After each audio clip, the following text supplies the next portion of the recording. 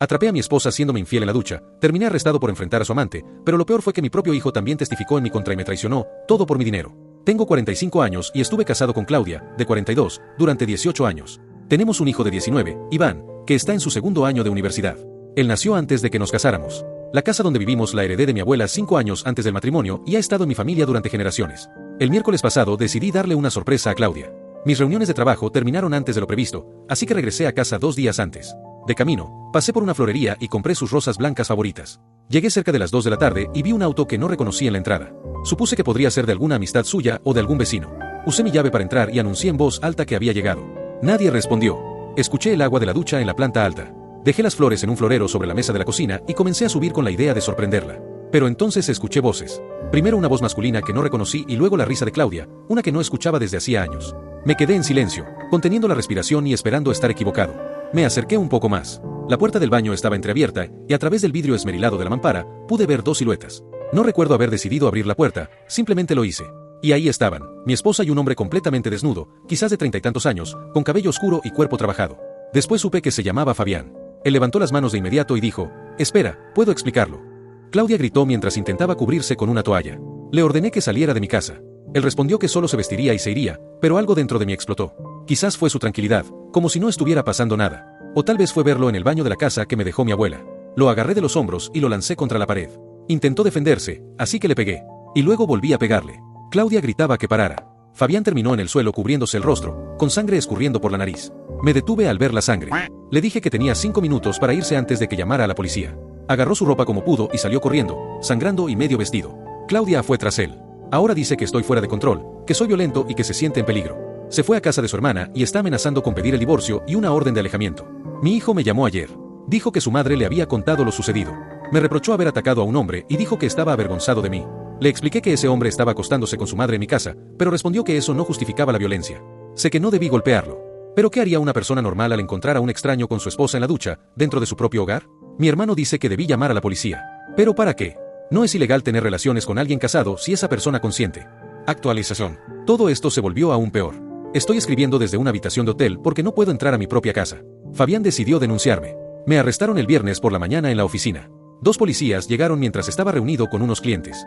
Lo manejaron con profesionalismo, pero no fue nada discreto. Mi jefe tuvo que explicar la situación. Pasé la noche del viernes en una celda del condado.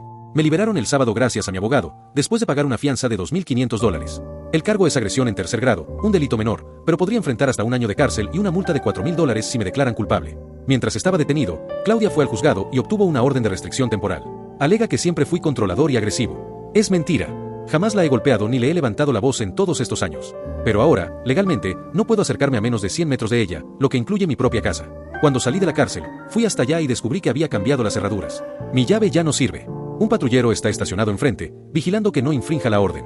Llamé a mi abogado. Me dijo que, como la casa es mía y tengo los documentos que lo demuestran, podemos luchar por ella en el tribunal, pero llevará tiempo. La orden temporal dura 2 semanas y después un juez decidirá si la hace permanente.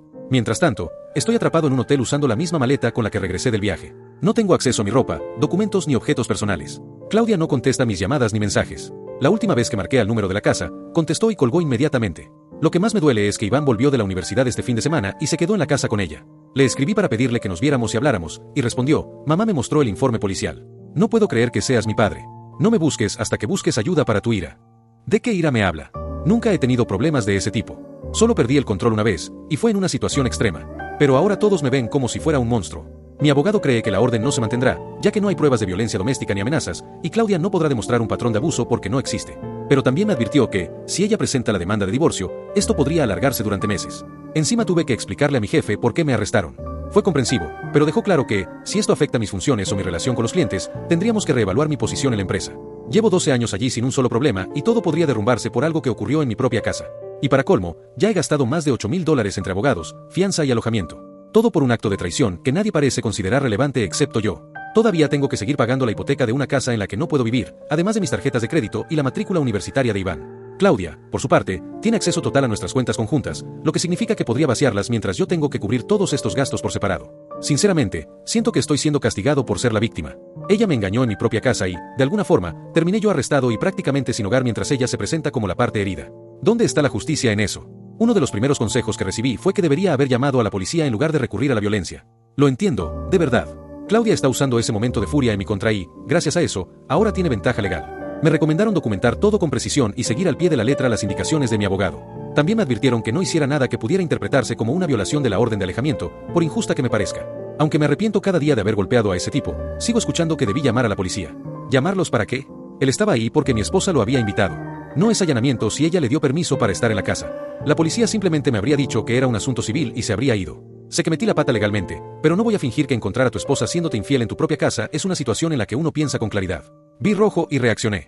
Ahora soy yo quien paga las consecuencias, mientras el tipo que se acostaba con mi esposa se hace la víctima. Lo que más me inquieta es lo fácil que fue para Claudia conseguir la orden de alejamiento.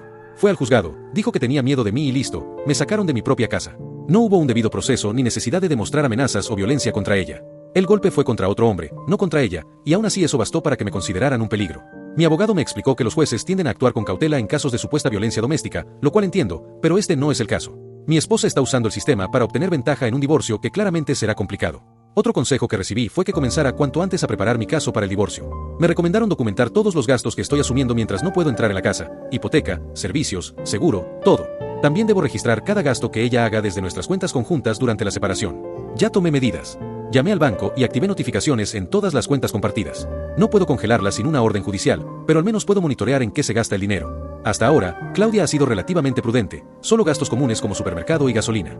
Por mi parte, también estoy documentando todo lo que he tenido que pagar desde que comenzó esta situación. El hotel cuesta $89 por noche, más la comida porque no puedo cocinar, además del estacionamiento cada vez que me reúno con el abogado. Todo suma rápidamente. Mi abogado me dijo que, si logran determinar que la orden de alejamiento fue obtenida sin justificación, podría recuperar parte de estos gastos. Pero el verdadero problema es la hipoteca, $2.400 al mes, más impuestos y seguro. Estoy financiando una casa donde no puedo vivir mientras pago por hospedarme en un hotel.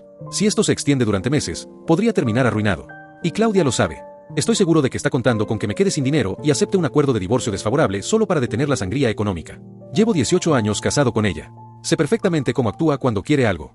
Siempre ha sido experta en identificar el punto débil de las personas y presionarlo. También me hicieron pensar en la posibilidad de que Iván realmente esté preocupado por mi comportamiento y no simplemente tomando partido. Desde su perspectiva, su mundo acaba de derrumbarse y su padre está acusado de agresión. Quizás debería intentar contactarlo a través de otro familiar en lugar de hacerlo directamente. He considerado esa posibilidad.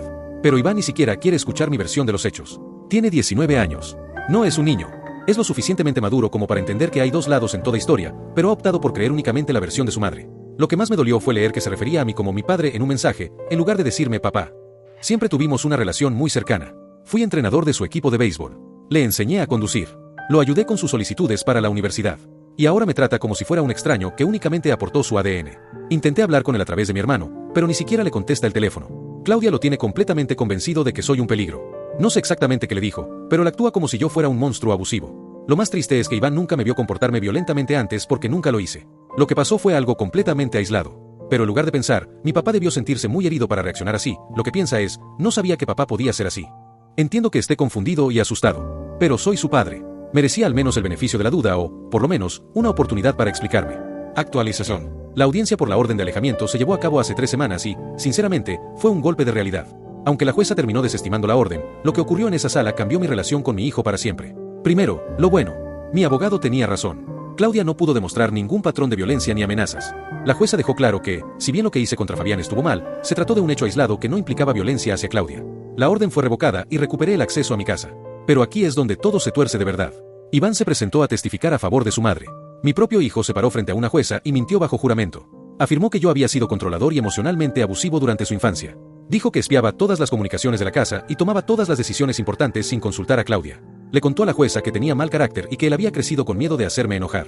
Todo eso es mentira, e Iván lo sabe. Sí, cuando era adolescente, Claudia y yo le pusimos límites respecto al uso del teléfono e internet, pero eso es parte de criar responsablemente. Y sí, yo tomaba decisiones financieras o relacionadas con el mantenimiento de la casa, pero era porque Claudia siempre decía que no quería lidiar con eso y prefería que yo lo gestionara. Lo que más me desgarró fue escucharlo decir que se sintió aliviado cuando se fue a la universidad porque ya no tenía que andar con cuidado todo el tiempo. Este mismo chico que antes me llamaba todos los domingos para contarme sobre sus clases y amigos estaba diciéndole a una jueza que le daba miedo hablar conmigo. Durante la audiencia, mi abogado contrainterrogó a Iván con preguntas muy concretas sobre cualquier supuesto episodio de violencia o abuso. No fue capaz de mencionar ni un solo incidente específico. Eso debilitó mucho su testimonio. Cuando le preguntaron si alguna vez le había puesto una mano encima a él o a su madre, admitió que no, aunque agregó que el abuso no siempre es físico.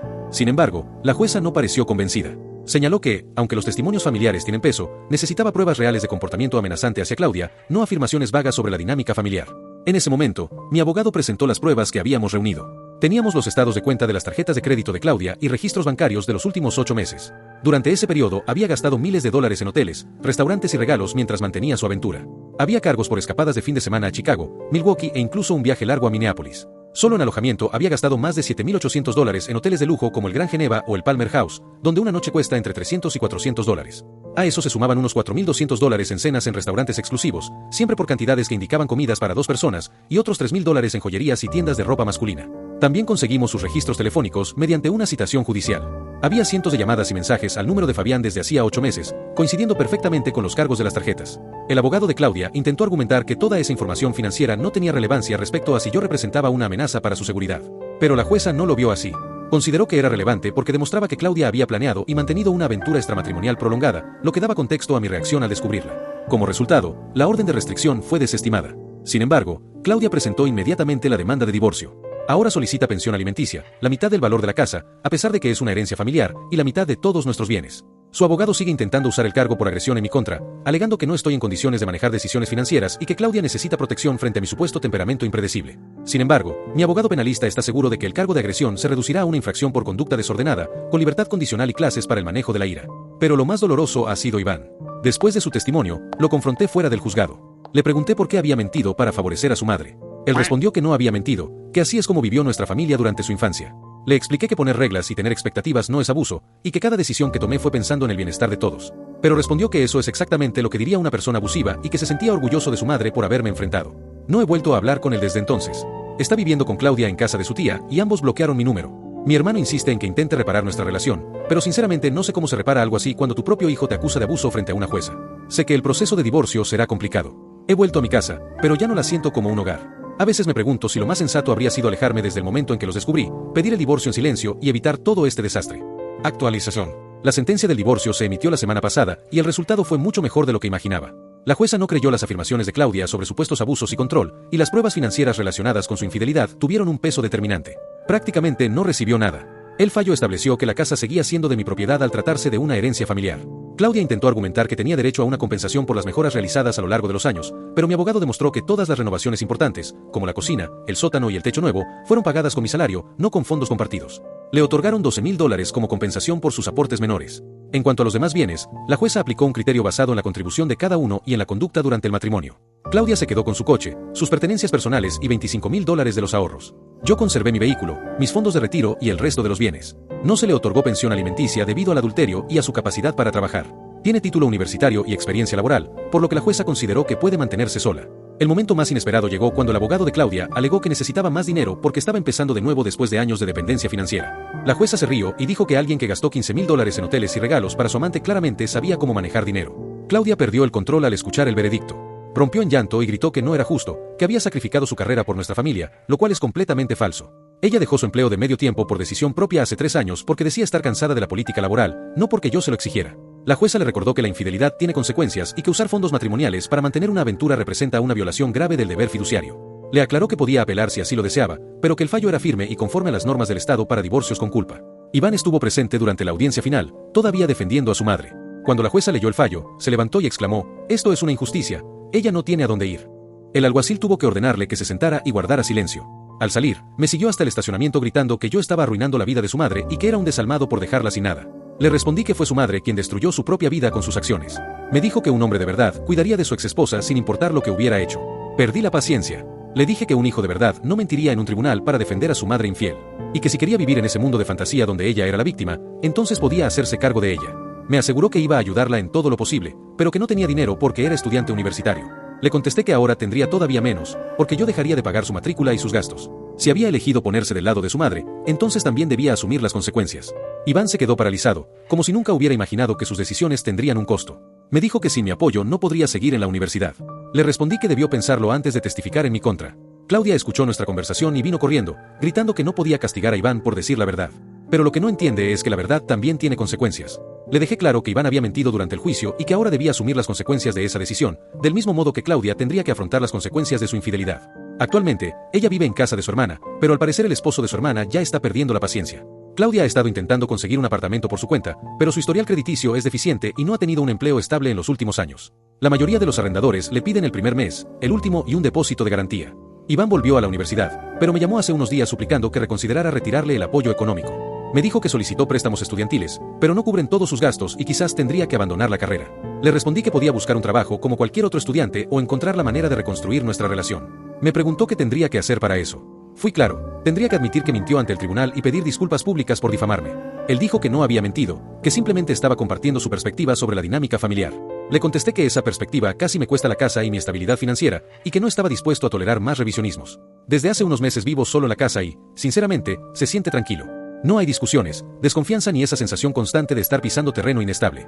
Como lo que quiero, veo lo que me apetece y no tengo que rendirle cuentas a nadie. Mi hermano opina que estoy siendo demasiado duro con Iván, que es solo un chico que quedó atrapado en una situación complicada. Pero yo lo veo de otra manera. Iván tomó la decisión de participar activamente en un intento de destruirme legal y financieramente. Que sea joven no le da licencia para mentir bajo juramento. Claudia, por su parte, ha intentado contactarme a través de amigos en común. Me han sugerido que le preste dinero para que pueda conseguir un apartamento, por el bien de Iván. Pero yo no le debo nada a Claudia, e Iván eligió su propio camino. Me esforcé durante 18 años para construir un hogar y una vida para ellos, y me dieron la espalda en cuanto les resultó conveniente. Ahora tendrán que aprender a salir adelante sin mí. Actualización final, 2 años después. Han pasado 2 años desde todo aquello. No creí que volvería a escribir sobre esta historia, pero al parecer el destino aún no había terminado con ellos. En septiembre del año pasado, Iván se casó con su novia de la universidad, Valeria. Por supuesto, no fui invitado. No hemos tenido contacto desde el proceso de divorcio. Me enteré a través de mi hermano, que lo supo por otro familiar. Claudia pagó la boda con dinero prestado, intentando aparentar que todo iba bien. Recuerdo que Valeria me pareció una chica agradable la única vez que la conocí antes de que todo se derrumbara. Era inteligente, estudiaba contabilidad y venía de una buena familia. Siempre pensé que Iván tenía suerte de estar con alguien así, pero claramente no supo valorarlo. Hace unas semanas, Valeria descubrió que Iván le estaba siendo infiel. Y no con cualquiera. La otra mujer era una persona casada a quien conoció a través de su madre. Claudia finalmente había conseguido empleo e Iván solía pasar por su lugar de trabajo. Allí conoció a Lorena, una mujer de unos 35 años, casada y con 2 hijos. El esposo de Lorena encontró mensajes en su teléfono y la enfrentó. Ella terminó confesándolo todo y él no perdió tiempo. Contactó directamente a Valeria por Facebook para contarle lo ocurrido. Resulta que Iván había estado gastando dinero que no tenía en hoteles y cenas para estar con esa mujer, igual que hizo su madre en su momento con Fabián. Valeria no dudó. Lo echó de la casa inmediatamente, pidió el divorcio en menos de una semana y regresó a vivir con sus padres. Vació la cuenta bancaria conjunta y le devolvió el anillo de bodas lanzándoselo en la cara en el estacionamiento del edificio donde vivían. Y aquí es donde la historia vuelve a tocarme directamente. Iván me llamó hace 2 semanas llorando por teléfono y rogándome que lo ayudara. Me dijo que Valeria se había llevado todo y que ya no podía pagar ni su apartamento ni el coche. Admitió que había cometido un error y que ahora comprendía lo que yo había vivido con Claudia. Me pidió ayuda para pagar un abogado y cubrir algunos gastos mientras se recuperaba. Le pregunté si me estaba llamando para disculparse por haber mentido durante el juicio. Respondió que lo suyo había sido diferente, que solo quería proteger a su madre. Le dije que volviera a llamarme cuando estuviera listo para admitir su mentira y pedirme perdón de verdad. Luego colgué. Al día siguiente, Claudia me llamó. Ella también está pasando por una situación difícil. El trabajo no le rinde porque apenas está empezando y todavía no tiene una base de clientes. Su cuñado la echó de casa, así que se está hospedando en un motel que cuesta $300 por semana. Me pidió dinero para el depósito de un apartamento. Le pregunté por qué haría algo así y respondió que por el bien de la familia y porque Iván necesitaba estabilidad durante el proceso de divorcio. Me reí sin poder evitarlo y le recordé que Iván eligió su bando cuando decidió testificar contra mí y que ella eligió el suyo cuando decidió acostarse con Fabián en mi ducha. Se echó a llorar. Dijo que sabía que había cometido errores, pero que yo estaba siendo cruel y vengativo. Aseguró que su aventura había sido un error y que nunca quiso que las cosas llegaran tan lejos. Le respondí que gastar $7,000 en otro hombre no fue un error. Fue una decisión que tomó conscientemente, día tras día, durante meses. Entonces dijo algo que realmente me enfureció. Me dijo que, si los ayudaba, demostraría que soy una persona superior y que los había perdonado. Como si perdonar implicara financiar las consecuencias de sus malas decisiones. Le dejé claro que perdonar no significa subvencionar la vida de quienes intentaron arruinar la mía. Le deseé suerte y le recordé que, igual que yo aprendí a vivir con lo que me tocó, ahora les correspondía a ellos aprender a vivir con lo que eligieron. Iván me ha llamado 3 veces más desde entonces, cada vez más desesperado. Según cuenta, está atrasado con el alquiler y a punto de perder el coche. Tuvo que abandonar la universidad porque ya no puede pagarla sin mi apoyo. Ahora trabaja en una pizzería ganando $12 la hora. En la última llamada, finalmente dijo que lamentaba haber testificado contra mí, pero añadió que lo hizo porque le creyó a su madre y pensaba que estaba haciendo lo correcto. Le respondí que eso no es una disculpa, es una justificación. Y hay una gran diferencia entre ambas cosas. Curiosamente, hace unas semanas Valeria me contactó por Facebook. Me pidió perdón por no haber visto las mentiras de Iván y Claudia durante el divorcio. Dijo que ahora que ella está pasando por una traición similar entiende el dolor de sentirse traicionado por las personas en quienes más confías. En resumen, terminé de cargar con ellos. Ambos tomaron sus decisiones siendo adultos y ahora deben afrontar las consecuencias. Pasé demasiados años intentando arreglar los errores de Claudia y solucionando los problemas de Iván. Ya no seré su red de seguridad. Esa etapa terminó el día en que eligieron destruir mi vida.